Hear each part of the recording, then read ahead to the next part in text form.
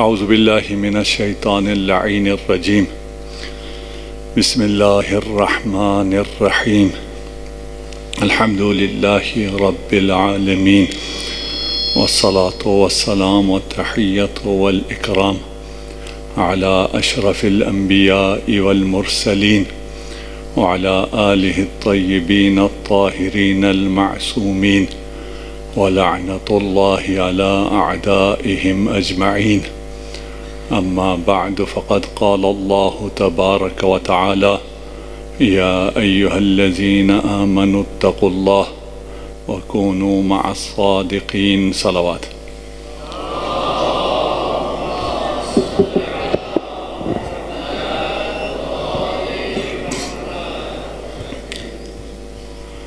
خمسہ مجالس میں یہ دوسری مجلس کا شرف مجھے حاصل ہو رہا ہے. اس سے پہلے آپ نے آغا شیخ شفا نجفی اور آغا شیخ انتصار سے استفادہ کیا.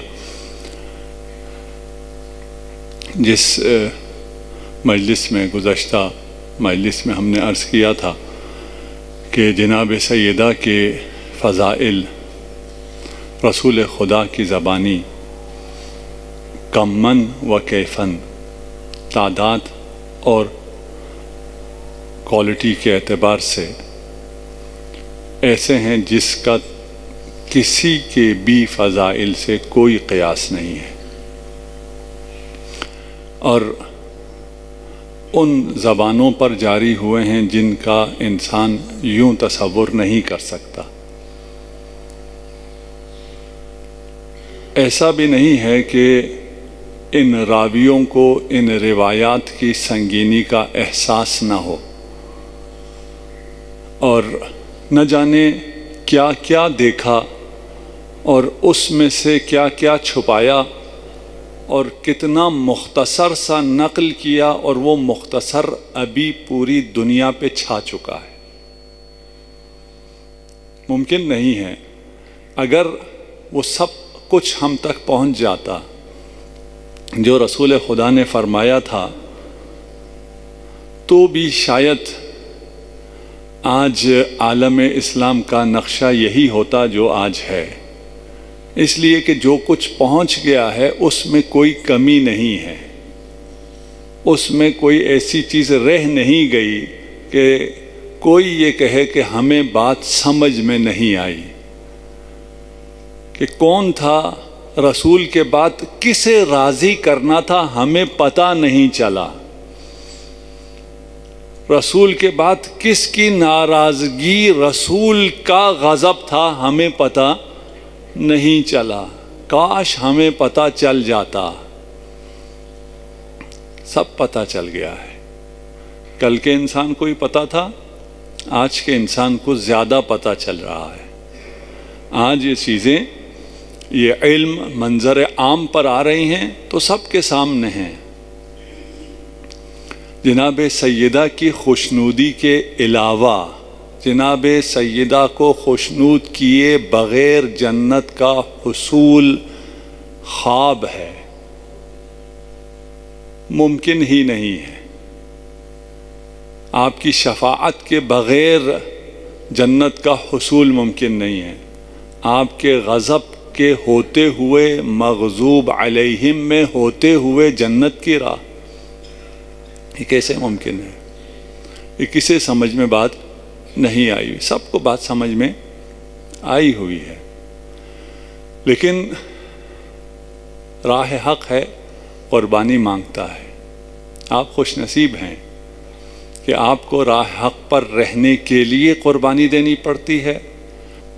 بہت بڑی نعمت ہے، اور میری بات جہاں تک پہنچ رہی ہے یہ سب کے لیے پیغام ہے. دیکھیں، قربانی تو سب نے دینی ہے. یہ زندگی عیش کے لیے نہیں ہے. انک کادح الی ربک، آپ مشقت میں ہیں، لیکن مشقت ایسے راستے میں ہو کہ اس مشقت کو اٹھانے کے بعد کوئی آپ کا سہارا بنتا ہو، کوئی آپ کا شافع بنتا ہو، کوئی آپ کی کشتی کو کنارے پہ لگانے والا ہو. لیکن مشقت اٹھا کر انہی پاک ہستیوں سے دور جانا سمجھداری نہیں ہے۔ صلوات پڑھ دیجئے محمد و آل محمد۔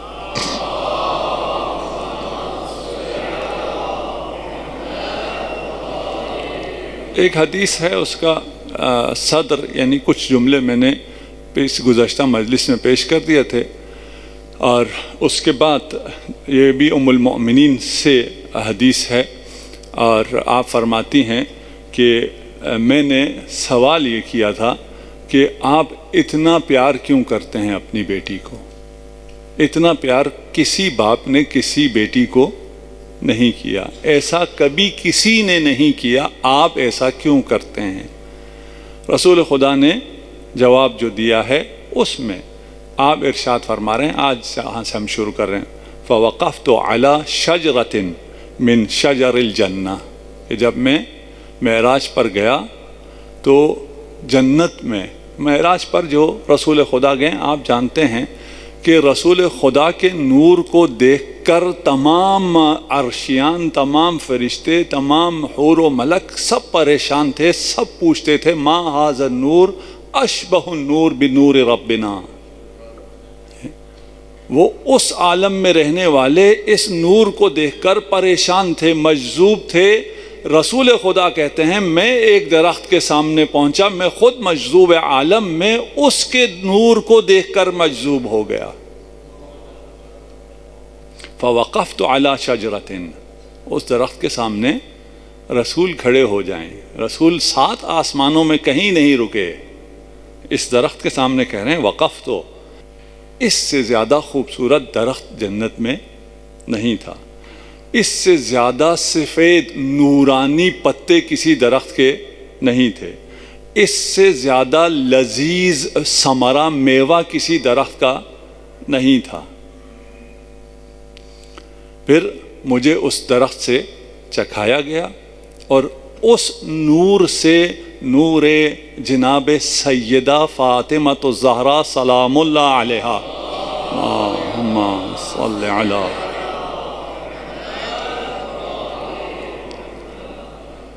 میرے صلب میں منتقل ہوا، اور آپ کی ولادت ہوتی ہے۔ آپ کی ولادت کے بعد سوال کہاں سے شروع ہوا تھا؟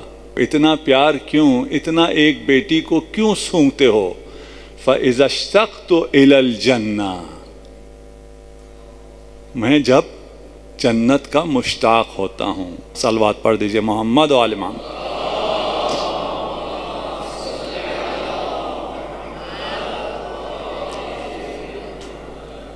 روایت آسان ہے،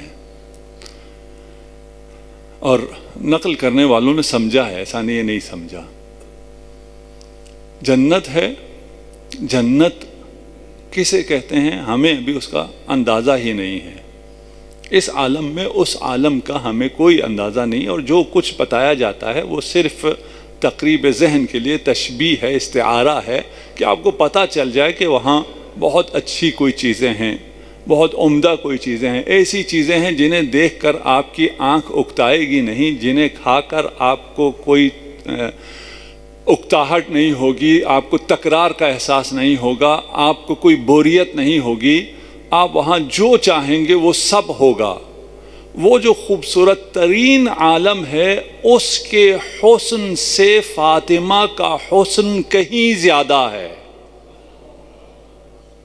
اس لیے کہ اس جنت میں، اس حسین نظاروں میں جو درخت تھا، اس درخت کا حسن فاطمہ کا نور حجاب در حجاب اس درخت کے پھل میں تھا، اور اس سے وہ درخت، اس کا پھل، اس کے پتے نورانی تھے، اور اس کا نور ایسا تھا جس نے اس نور کو جذب کیا جو خود مجذوب عالم ہے۔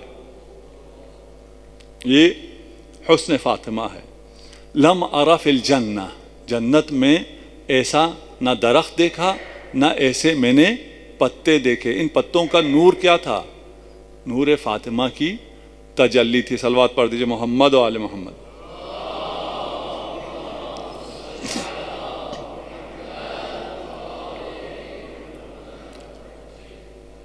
اس نور کو لینے کے لیے محمد کو معراج دی جاتی ہے، صعود دیا جاتا ہے، اور ایسا صعود جس کے بعد پھر نزول نہیں ہے. یہ نہیں ہے کہ پھر محمد وہ نور لے کے اترے ہیں، وہ محمد وہ نور لے کر مزید بلند ہوئے ہیں. انا اعطیناک الکوثر.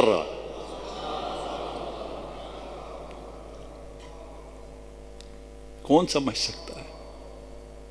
انا اعطیناک الکوثر. ہم نے آپ کو یہ نور دیا ہے، یہ نور لینے کے لیے آپ کو بلند کیا ہے. اب میں واقعا نہیں سمجھ سکتا.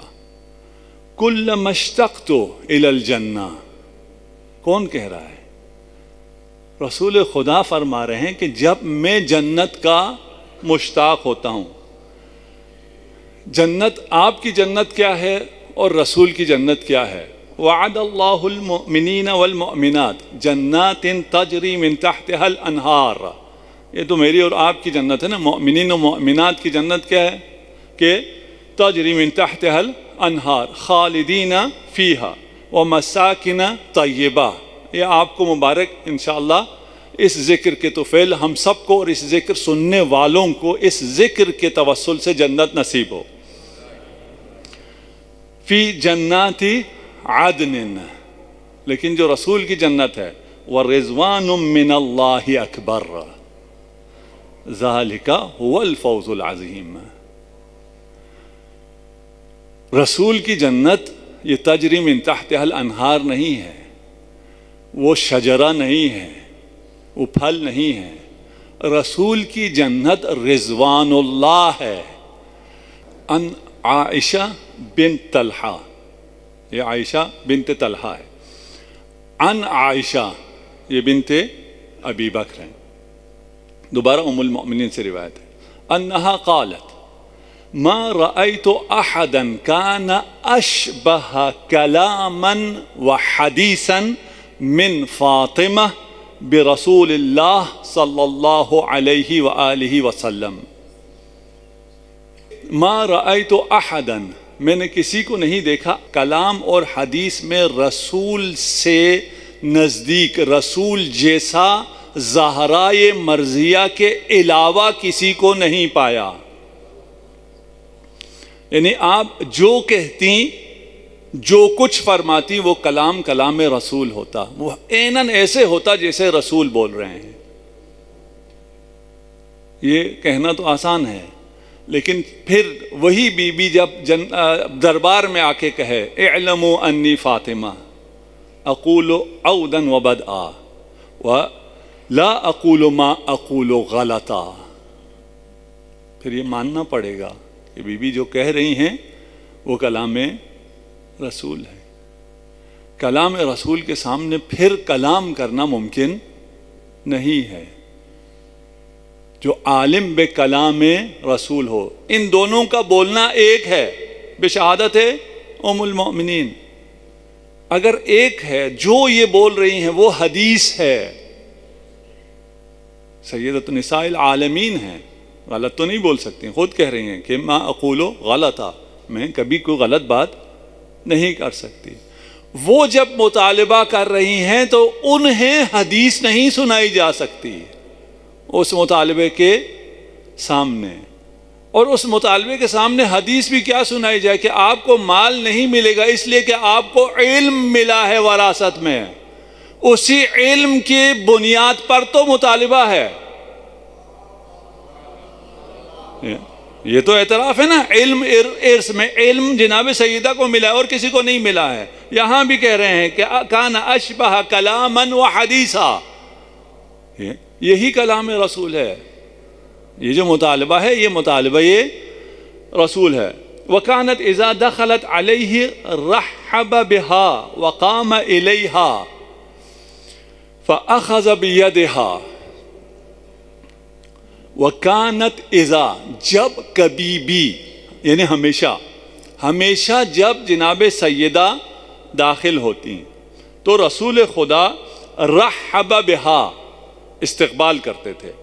وقام الیہا، اٹھ کر بڑھ کر آپ کی طرف لپک کر آپ کا استقبال کرتے تھے. فاخذ بیدہا، آپ کا ہاتھ تھام لیتے. وقبل یدہا، آپ کے ہاتھوں کا بوسہ لیتے، وَأَجْلَسَهَا فِي مَجْلِسِهِ۔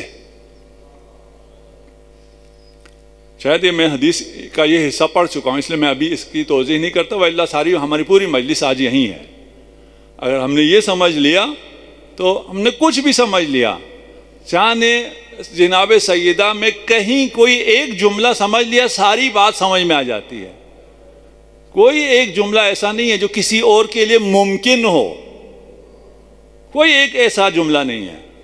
آپ کے آنے پر رسول کھڑے ہو جاتے ہوں، تمام قد کھڑے ہو جائیں، کس کے لیے ممکن ہے؟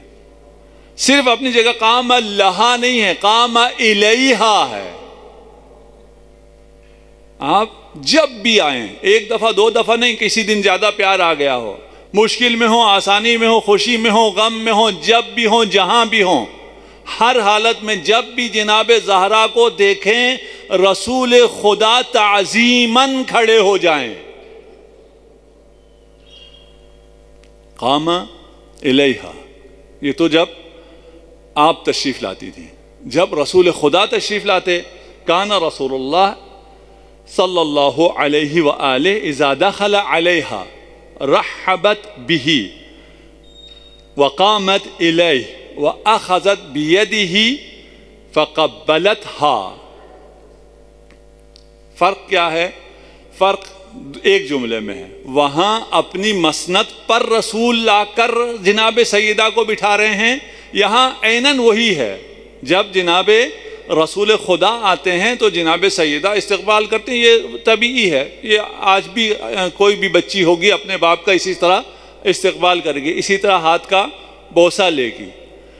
میں نے کہا تھا نا کہ روایت میں کہا ہے کہ کلما اذا، جب بھی جناب سیدہ تشریف لاتی تھیں تو رسول خدا یوں استقبال کرتے تھے۔ یہی ام المؤمنین اب ایک اور واقعہ نقل کر رہی ہیں اسی حدیث میں۔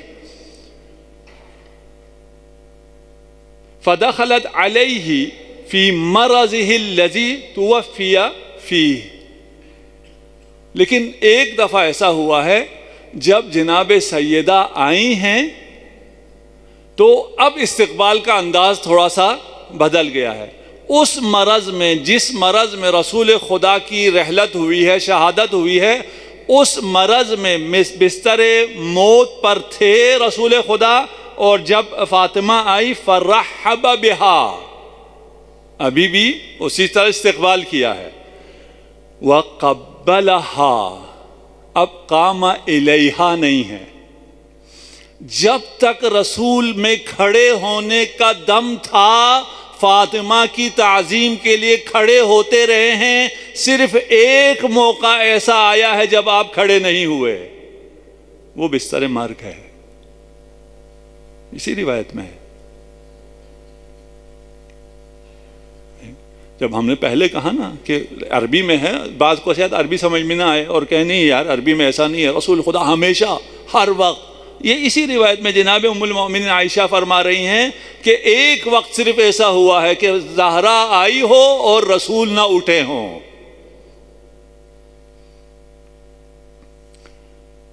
فرحب بہا وقبلہا، جب اٹھ نہیں سکے تو اپنے سینے سے لگایا، یہاں لفظ تبدیل ہو گیا ہے۔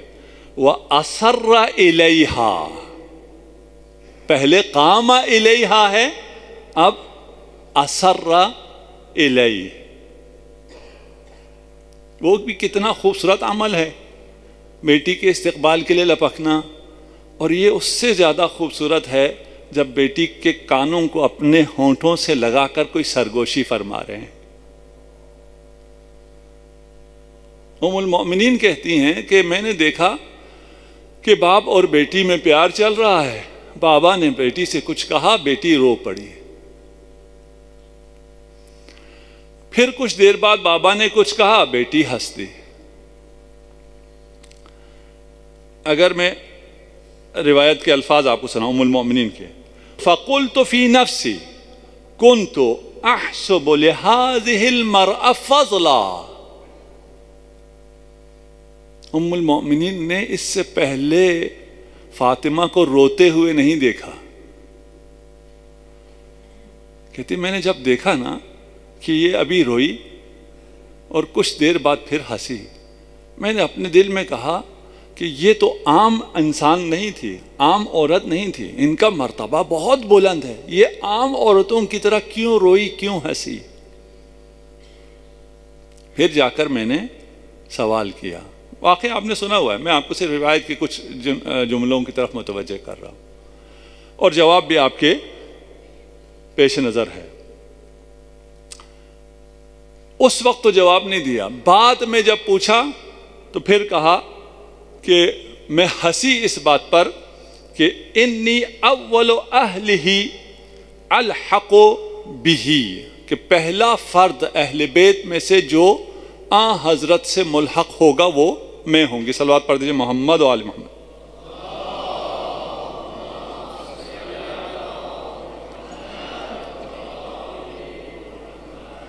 روایت کیا ہے؟ روایت کہہ رہی ہے کہ اہل بیت میں سے پہلا فرد جو مجھ سے ملحق ہوگا وہ جناب سیدہ فاطمہ الزہرا سلام اللہ علیہا ہوں گی۔ اہل بیت جن پر آیت تطہیر نازل ہوئی ہے، اس اہل بیت میں حضرت محسن ہے؟ اس میں حضرت محسن نہیں، اس میں حضرت زینب ہیں، اس میں حضرت زینب بھی نہیں ہے۔ رسول نے جو فرمایا ہے کہ میرے اہل بیت سے مراد بھی خود بیان کر کے گئے ہیں، معلوم بھی ہے اہل بیت، وہ لغوی اہل بیت نہیں ہے کہ گھر میں جو کوئی بھی ہو۔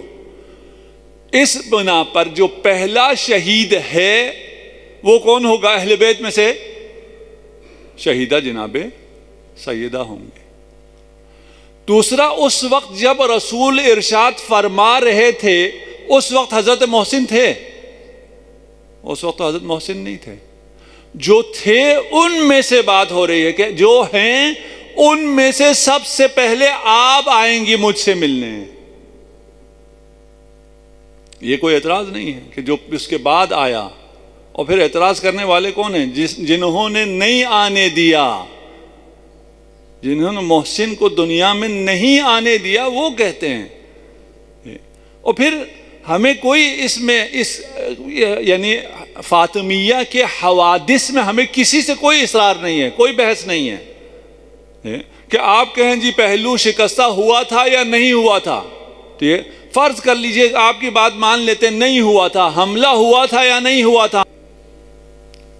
خدا کرے کہ ہم ان لوگوں میں سے ہوں جنہیں قیامت کے دن، محشر کے دن جناب سیدہ پہچان لیں،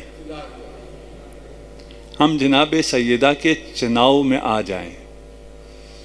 جب آپ چن چن کر لے جا رہی ہوں گی، کچھ لوگوں کا یہ خیال ہے کیونکہ وہ چن کر لے جا رہی ہوں گی تو اس میں ہم بھی آ جائیں گے۔ نہیں، آپ کو قربانی دینی پڑے گی، آپ کو حق بیان کرنا پڑے گا، آپ کو فاطمیہ میں گریہ کرنا پڑے گا، اس کے بغیر ممکن نہیں ہے۔ یہ ایام امیر المؤمنین کے لیے بہت سخت ایام ہیں۔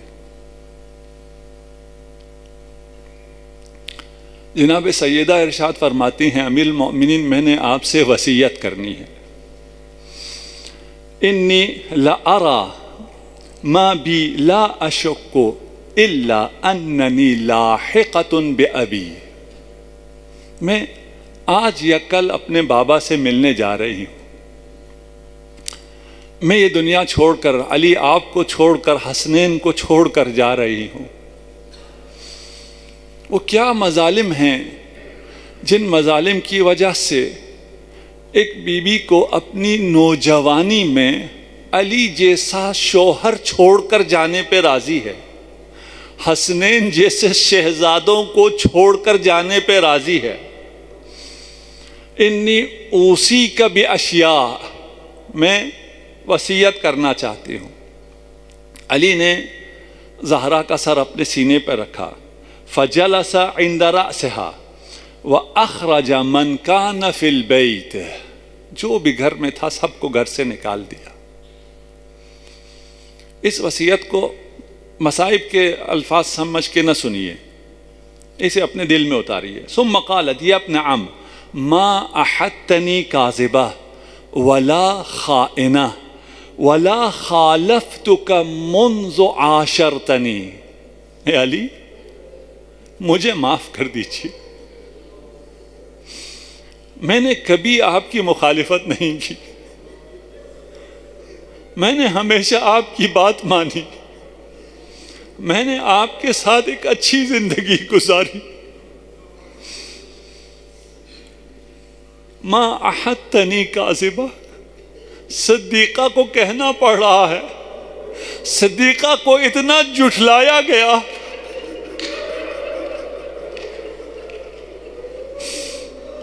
کہ اپنی وصیت میں امیر المومنین سے کہہ رہی ہیں یا علی میں نے اپنی زندگی میں کبھی جھوٹ نہیں بولا.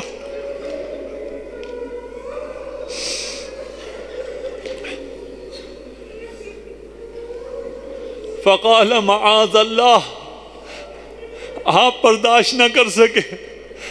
علی نے ان کلمات کو کیسے برداشت کیا ہوگا؟ علی کے دل پر کیا گزری ہوگی؟ علی ارشاد فرماتے ہیں معاذ اللہ انت اعلم باللہ. اس سے بڑا جملہ خدا کی قسم تاریخ میں کسی نے نہیں کہا. یا زہرا آپ کہہ رہی ہیں مجھے جھٹلایا گیا، میں جھوٹی نہیں ہوں. انت اعلم باللہ.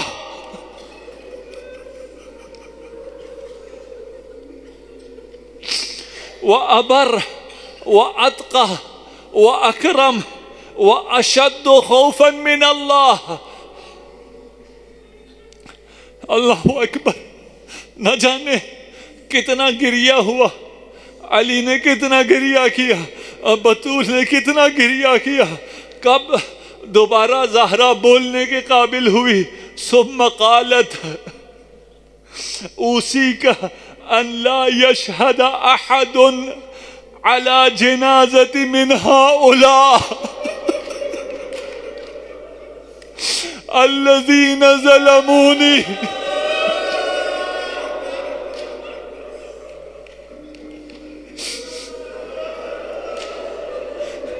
یا علی میری وصیت ہے، مجھ پر ظلم کرنے والے میرے جنازے کے قریب بھی نہ آئیں. ولا يصلي علي احد منهم ولا من اشیاعهم. نہ وہ خود آئیں نہ ان کے ماننے والے آئیں. آپ کوشش کرتے ہیں ایام فاطمیہ میں لوگ آئیں، زہرا کی مجلس میں صرف وہ آ سکتا ہے جسے زہرا نے اجازت دی ہے.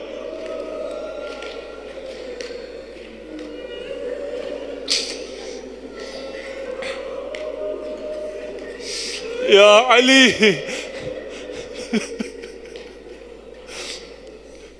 ادفنی فی اللیل. رات کی تاریکی میں مجھے دفن کرنا.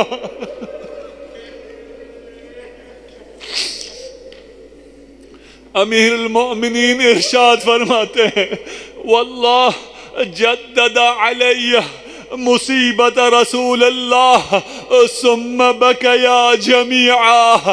رسول خدا کا غم تازہ ہوا، دونوں نے گریہ کرنا شروع کیا.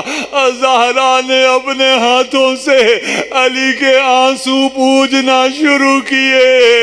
علی نے ان ہاتھوں کا بوسہ لیا. زہرا پہلو شکستہ ہے، ان ہاتھوں پر تازیانوں کے نشان ہیں.